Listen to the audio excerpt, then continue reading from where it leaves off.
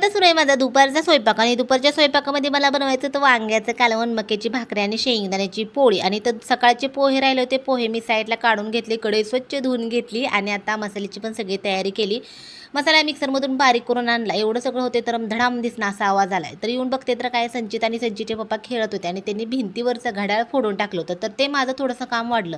ते सगळ्या काचा वगैरे गोळा केल्या, सगळं नीट व्यवस्थित ठेवलं. घड्याळ तर बंदच पडलं होतं. आता घड्याळ नवीन आणायचं होतं, तर कंटिन्यू 2-3 दिवस झालं घरात खेळत होते. पहिल्या दिवशी घड्याळ फोडलं, दुसऱ्या दिवशी फ्लॉवर पॉट फोडला. तर असं काही ना काही तर चालू आहे त्यांचं. नंतर मी म्हणलं त्यांना, आता घरात काही खेळायचं नाही तुम्ही, नाहीतर आता टी व्हीच राहिला तोच फोडून ठेवता. तर सत्य आहे बघा, इथं एवढं बोलताना शिंक आली. नंतर मी काय केलं, माझं वांग्याचं कालवण करून झालं होतं. इथं मक्याच्या भाकरी करते, नंतर शेंगदाण्याची पोळीची पण मी सगळी तयारी करून घेतली होती. आता पीठ होतं 2 शेंगदाण्याच्या पोळ्याचं.